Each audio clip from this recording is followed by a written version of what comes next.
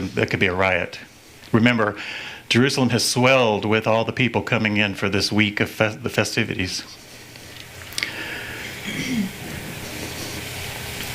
So we start with that, and then we go to where Jesus is in Bethany. Remember, he's been not spending the night in Jerusalem, just the daytime. And we've had several examples of him being in Bethany. And here he's in the home of Simon the leper. And what's interesting is some translations say the man that was known as Simon the leper. And it occurred to me when I was studying this that perhaps this is a man who Jesus has healed of leprosy. And the reason I say that, at least he doesn't have leprosy now, because if he was, he wouldn't be able to host the gathering. Possibly. So that's where he is. And a woman appears. And she breaks open this flask. And nard, it turns out, is an oil. It's an ointment that's made from an oil of a plant that is only found in the Himalayan regions of India. Now, imagine what time frame we're talking here, the 1st century. To have oil all the way from India, from a plant, explains why this is such an expensive item. What they would do is they would actually, alabaster is a gypsum kind of stone, and they would actually carve these little vials and put the oil in it and seal it up to preserve the oil until it was used. That's why it was 300 denarii. Now, a denarii is 1 day's wage. So this 300 days of wages is it'd be like over a year's work. Imagine you buying some Calvin Klein perfume that costs you a year's wage. It's not a cheap thing. That's why they reacted so strongly. She poured it on Jesus' head, and they were like, do you know how much money that was? And Jesus makes that statement about the poor. And don't be mistaken, he's not callous to the poor. What's interesting is, as we've seen before, Jesus often makes references to things that are in the Old Testament. And if you go to Deuteronomy, chapter 15:11, it's almost like this is where he's coming from, because it says, "For there will never cease to be poor people in the land. That is why I am commanding you, open your hand willingly to your poor and needy brother in your land." So the old law tells them they're always going to be poor, and therefore you need to be open-handed with them. And Jesus makes a similar statement here. You have poor and you're always going to have them, and you can help them whenever you want. That's not the point here. She is honoring me. That's the point. And such honor that she will be heard anytime the gospel's told. And here we are talking about her.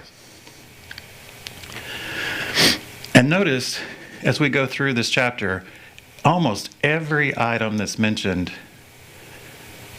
is related to Jesus' death. And here he relates this to his death. She's anointing my body as if for burial. Did she know that? Probably not. But Jesus brings that to the disciples' attention. Now, the end of the sandwich, we go back to the chief priest wanting to betray Jesus, and Judas leaves this encounter where this expensive perfume was wasted and goes to the chief priest and says, "I'll help you." And they will say, "Well, we'll give you money. We'll give you money."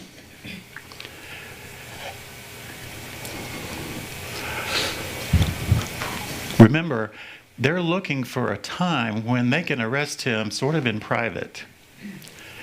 At a time when he's going to Jerusalem in the crowds and going to the temple and teaching and being with a lot of people.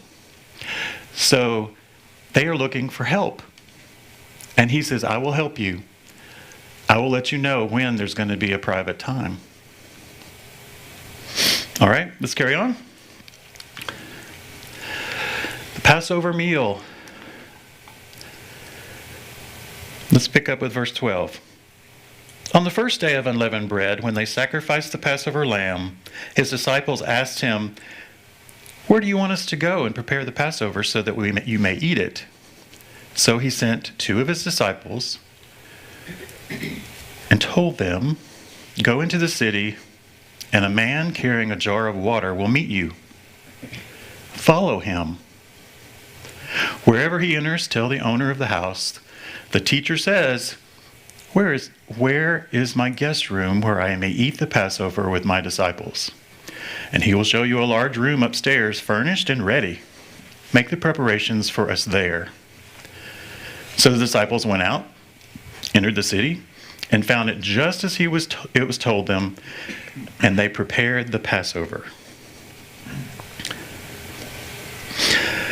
First day of unleavened bread. This is how we know it's Thursday on this particular day. The prep for the Passover meal would usually happen on the Thursday afternoon of this day and they would actually sacrifice the Passover lamb that was part of the meal. And here Jesus is telling them to prepare. Next, 17. When evening came, he arrived with the 12.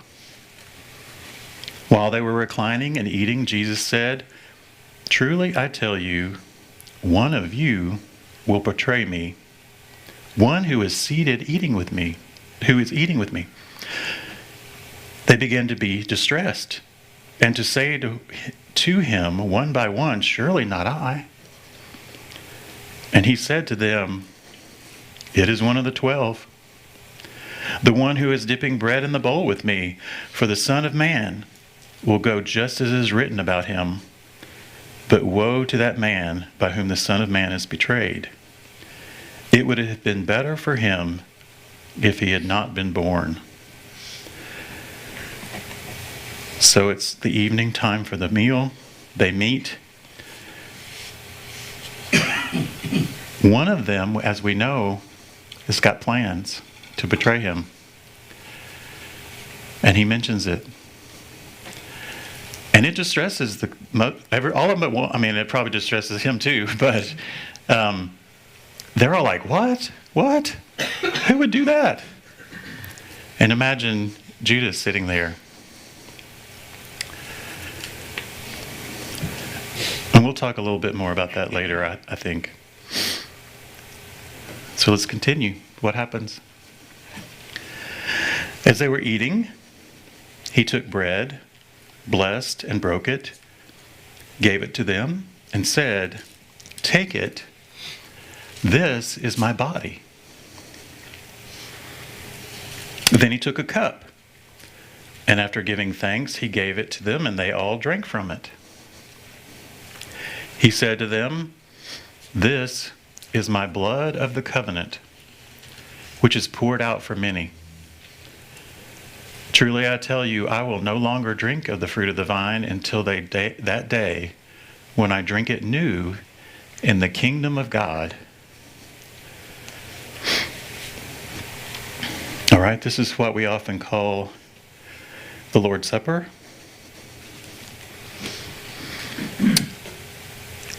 Again, Jesus makes a reference to something that's from the Old Testament. I'm going to read Exodus 24:8.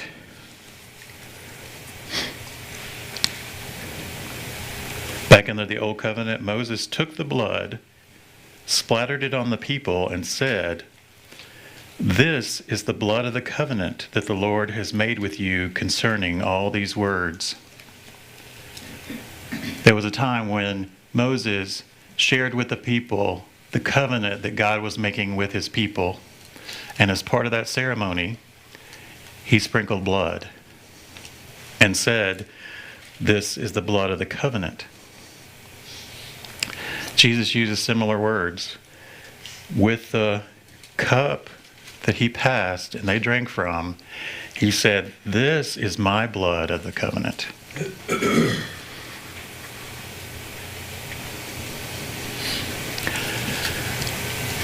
The old law, the covenant with the children of Israel, was the momentous event of the Old Testament. And here he is making a reference to what's going to be the momentous event of the New Testament.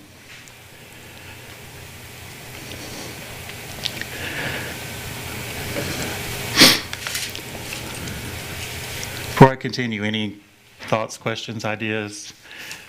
I know we got a lot to go through, but like I said, a lot of this is what you're most familiar with in Mark.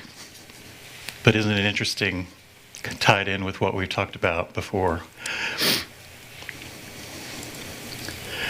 Verse 26. After singing a hymn, they went out to the Mount of Olives. Then Jesus said to them, "All of you will fall away, because it is written, 'I will strike the shepherd, and the sheep will be scattered.'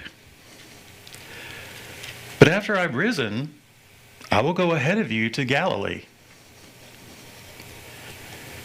Peter told him, "Even if everyone falls away, I will not."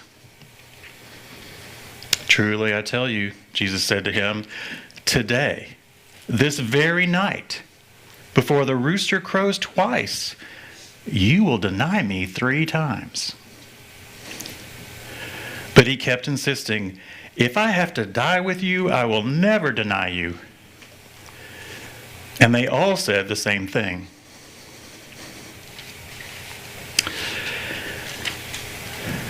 Now, it was interesting to me, as part of the end of the Passover meal, they sang a hymn. Never thought about that before. And when I read that the first time studying this week, I thought, man, I wish I knew what that hymn was. Wouldn't that be cool? And then from study, I found out that often the tradition was that they would sing a hymn from what's called the Halal Psalms. So if you really want to know, go look at the Psalms 114 to 118.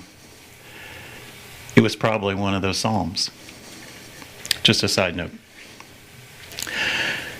Verse 27, when Jesus predicts that they're going to fall away, he quotes a verse. The verse he quotes is Zechariah 13:7 about striking the shepherd and the sheep scattering. Again, Jesus continuously brings up Old Testament scripture. And it's interesting to me, I never noticed this before, but he tells them, y'all are going to scatter. Y'all are going to run. Y'all are going to flee. But when I'm risen, I'll see you in Galilee. I thought, wow, he told them ahead of time. I'm going to see you after I'm gone. I'm coming back and I'm going to see you. And I'll see you in Galilee. And remember, we looked at those maps. We studied at the beginning. Galilee is way up north. That's where his ministry mostly was. And they traveled 100 miles to get to Jerusalem. And he's saying, I'll see you after I'm risen back in Galilee. All right. Another thing is about the rooster crowing twice. Some people have commented that that was a common phrase meaning before dawn or by dawn. The rooster crows twice. The second crow means it's dawn. I don't know if that's true or not, but I thought that was interesting. He said, this night, before the rooster crows twice, before even dawn hits, you're going to deny me not just once, but 3 times. Let's continue.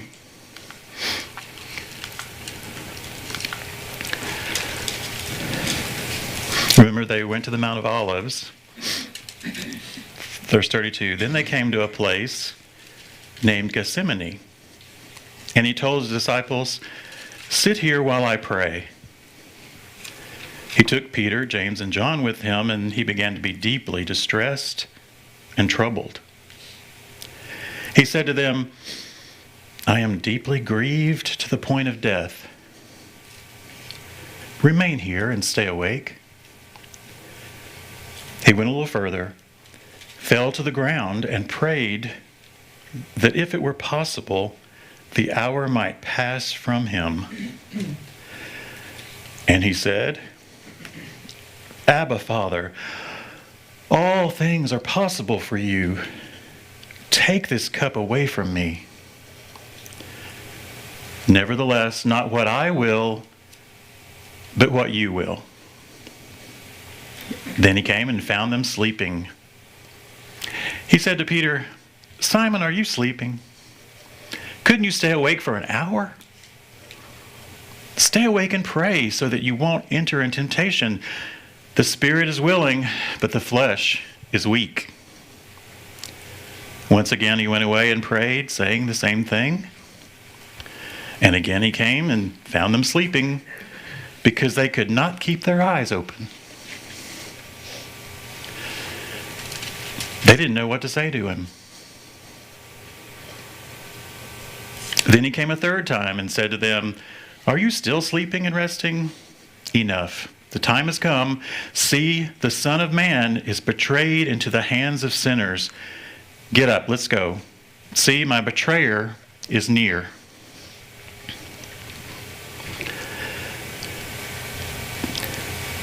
So on the Mount of Olives, there's a garden area called Gethsemane. And the Hebrew words for Gethsemane mean oil press. So more than likely this was a grove of olive trees where they used to press the olives. And this is where he took them to pray.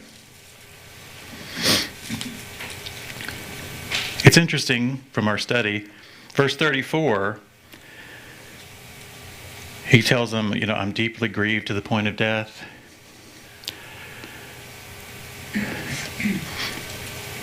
In today's language, we'd probably say something like, these emotions are killing me.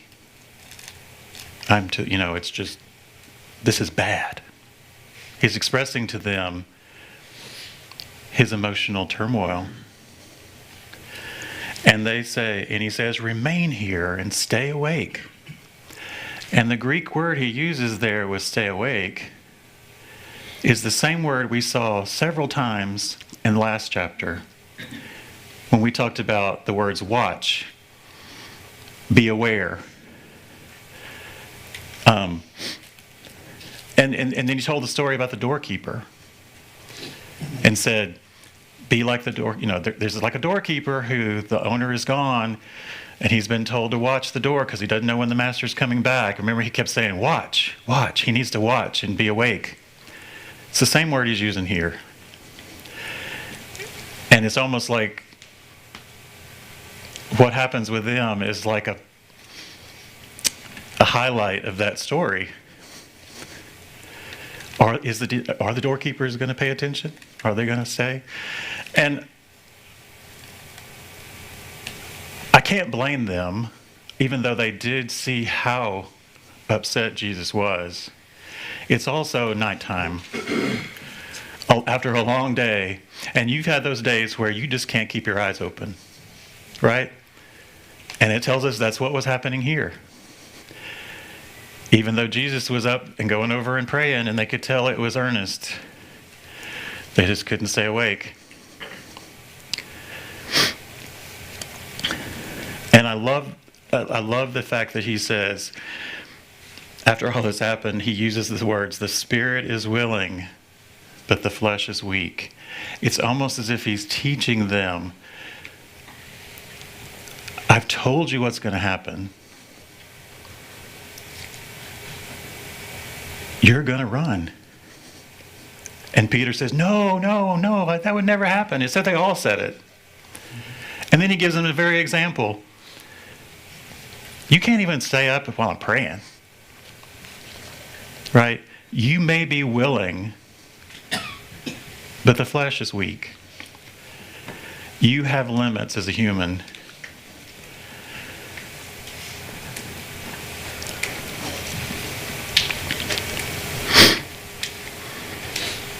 All right, let's continue.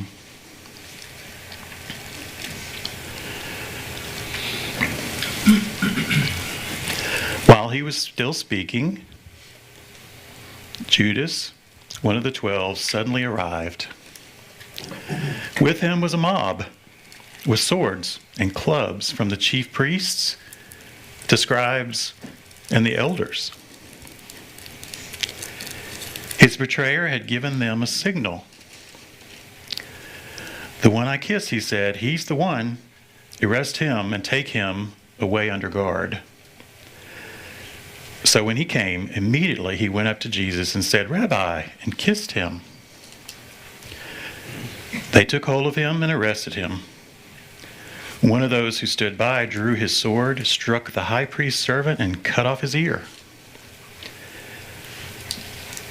Jesus said to them, "Have you come out with swords and clubs as if I were a criminal to capture me? Every day I was among you teaching in the temple, and you didn't arrest me. But the scriptures must be fulfilled." Then they all deserted him and ran away. Now a certain young man wearing nothing but a linen cloth was following him. They caught hold of him, but he left the linen cloth behind and ran away naked.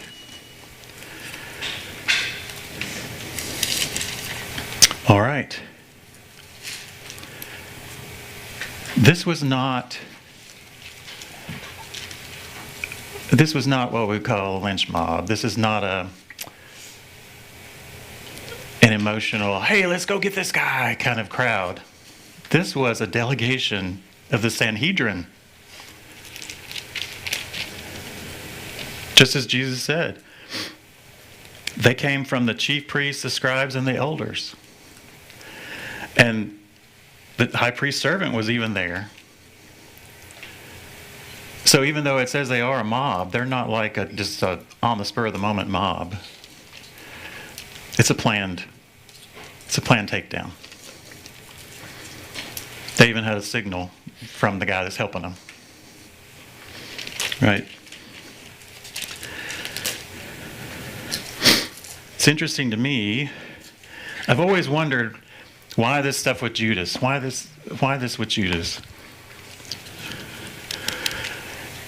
One thing is, like we discussed, they needed to know when there was going to be a private time when they could get to him. And apparently, Judas slipped out and knew they were going to the Mount of Olives and went to tell, "Okay, here's the time. It's time. We can get him now. And I'm going to give you a signal." And the signal's because it's dark and the people coming may not know which one Jesus is. And so that to not be confused and to make it work quickly, he says, "I'm going to kiss him and you'll know it's him." So that's what happened and that's what worked. Until studying this time, I've always thought it was a little weird about Judas. I'm like, why would Judas do this? Why would Judas do this? And we see the money element here. And we know from other scriptures that Judas was the one who kept the money. Money was important to him. But then I was thinking too, Judas has heard all this. He heard everything Jesus said. Jesus has been telling him he was going to die. They were going to get him. They were going to kill him. I think Judas may be, and this is just me, but he may be just reading the room here. This is what's going to happen. Jesus has told us this is happening, and it's inevitable. Jesus is going to die.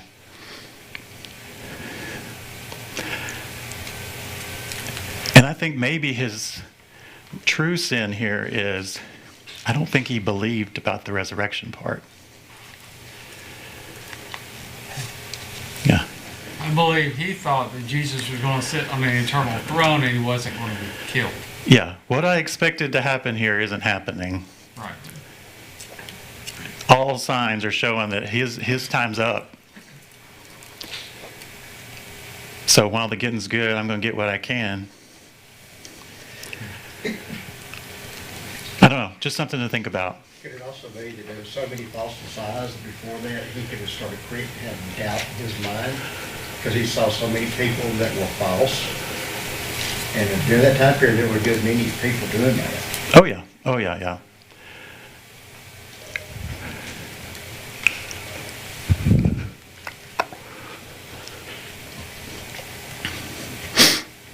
All right.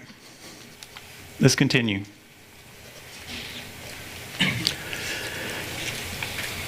They led Jesus away to the high priest, and all the chief priests, the elders, and the scribes assembled.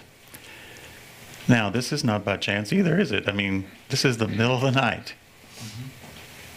They take him to the high priest, and they're all there. Peter followed him at a distance right into the chief priest's courtyard. He was sitting with the servants, warming himself by the fire. The chief priests and the whole Sanhedrin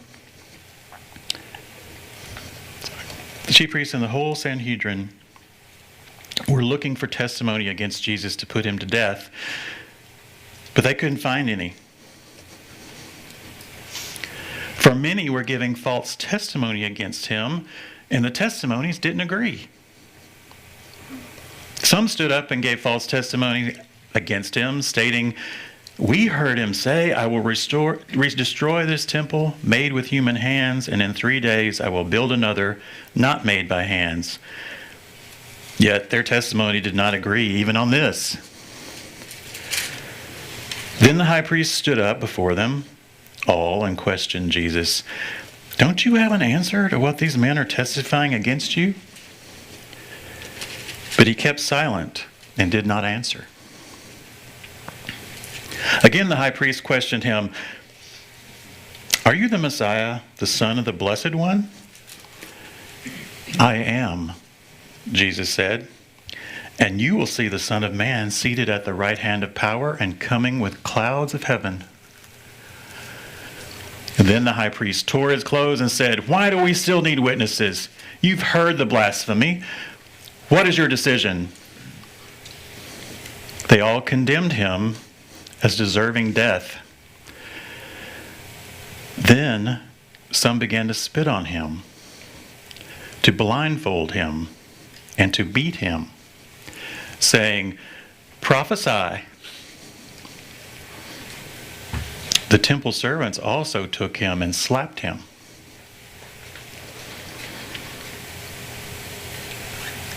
Now, what's interesting about this is the Jewish religious people doing this.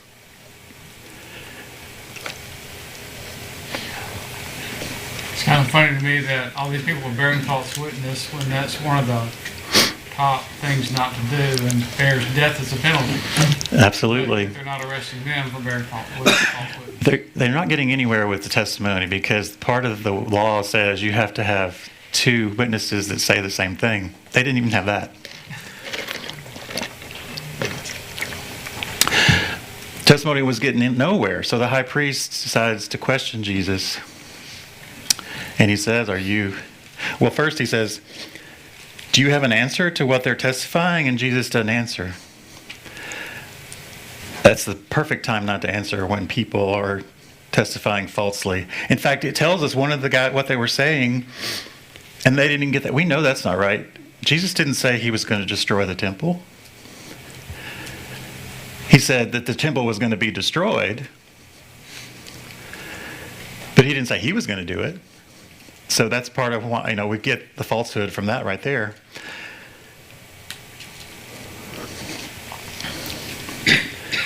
And then he does answer when the high priest was getting nowhere with testimony. So he asked him again, "Are you the Messiah?" He said, "Let's get to the point here. Are you the Messiah? Are you saying you're the Messiah? You're the God? You're the Son of the Blessed One?" And Jesus did answer this time.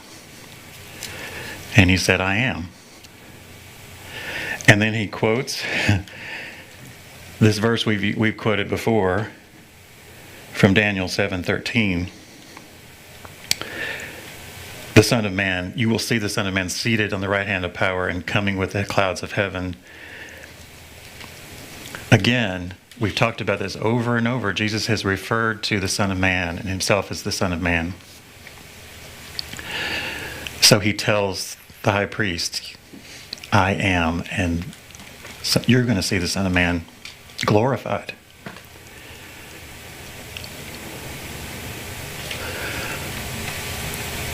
And then they treat him like this. And Jesus had told us before that these are the people who are going to do these things to me.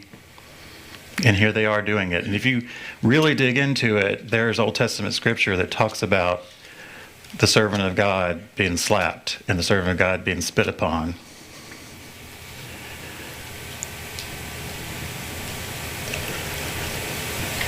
The very thing he said was going to happen is happening. All right?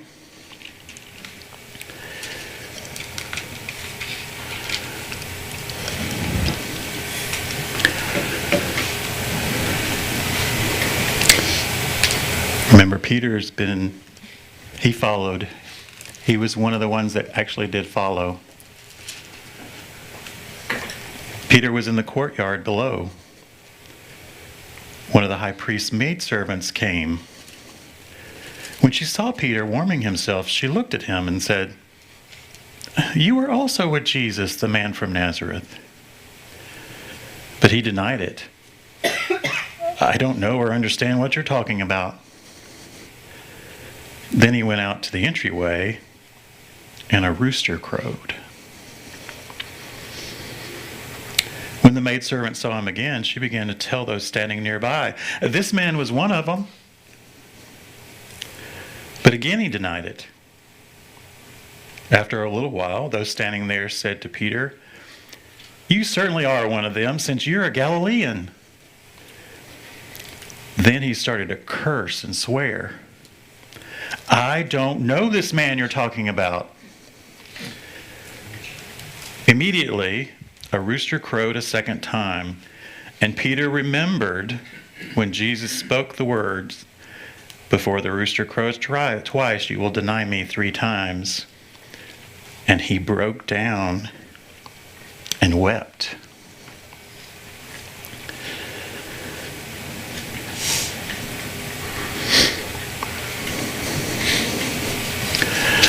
I put on this section, Jesus and Peter put on trial.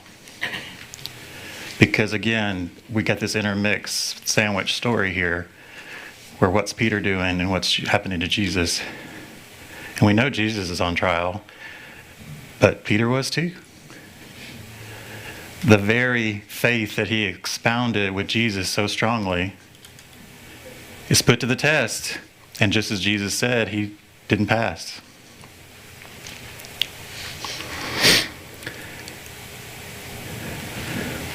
Any thoughts, comments, questions?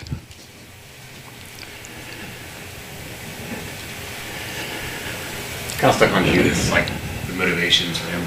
There's a simple answer. It's like he was after money, got money, that's why he betrayed Jesus. But then I think, like kind of what Dean was saying too, like I think he had an expectation about Jesus being something that was not what Jesus was going to be, and so perhaps Judas thought, well, he's not going to do it. I'm going to force him to kind of show like the earthly power, and then was so disappointed when what actually happened that that's what caused him to kind of spiral the way that he did. Mm-hmm. Yeah, it's hard to know for sure. We do get strong indications about the money angle, but I think it's more than that. I think.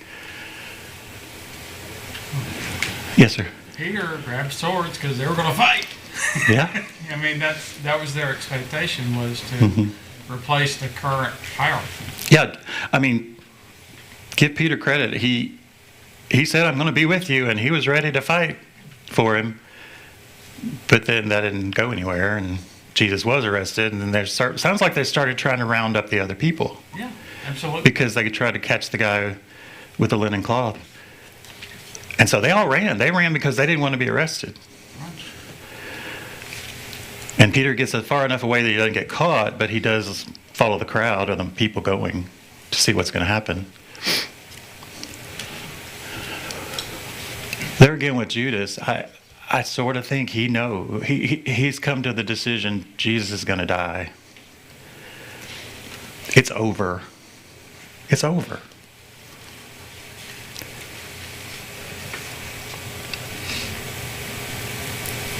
And and we keep going, well, he told him he was coming back. He told him he was coming back. But if you, I mean, these are, you're human. If another human tells you, I'm going to die and come back, you don't believe it, even though they know this is a special man.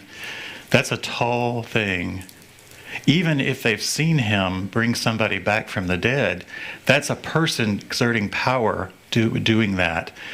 Being dead and then coming back, that's almost impossible, right?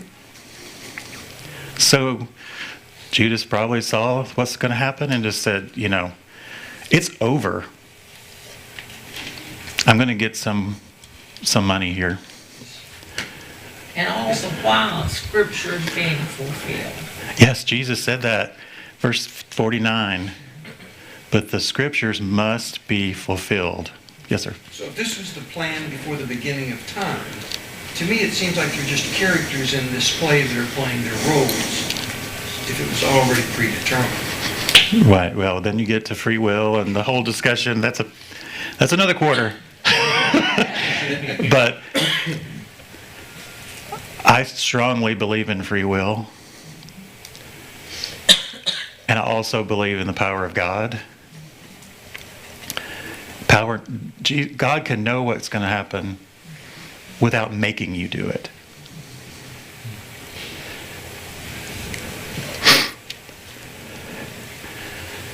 So I don't think we can say, he even says, woe to the person who betrays. He's not giving him any slack. He's not saying, poor Judas, we're making him do this and he'll be okay in the end. No. No. Yeah, that's always fascinated me. And I think this study has helped me see Judas in a new way. It makes more sense. Of course, that's the way the Bible works. If you really study it, the more and more you start seeing things. I think this was in Mark earlier, but it showed when they were about to started to plot to kill him, the high priest had a vision that he must die. And that's what kicked off them, is one of the things that kicked off them to pursue killing him. There's been other factors too. Oh, yeah. Other influences from Rome and wherever else that are putting pressure on them to quell this new leader. Yeah. There's a lot to the statement where it says that basically the time was ripe for this to happen. Mm-hmm. And there's a lot of elements involved, and it's all coming together. Okay, we're almost out of time. And these we sort of have talked about, but I just want you to... Peter was confident that he would always be with Jesus. And yet when the going got tough, he wasn't. How loyal are you to Jesus, especially when it can be challenging to do so?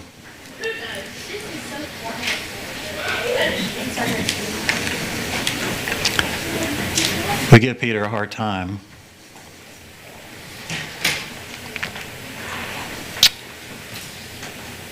Sometimes talk's cheap, right? We talk a good game until things get hard.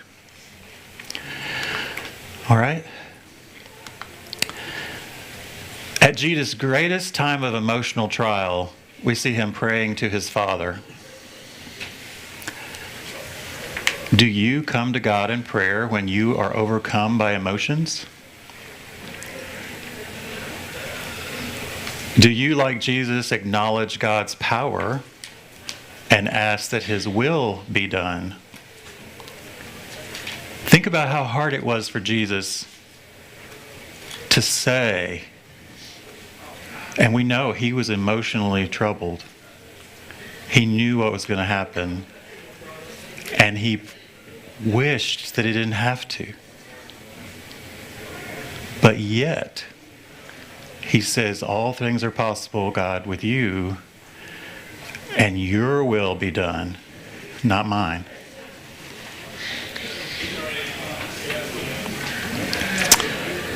All right, we are out of time. One more week. One more week.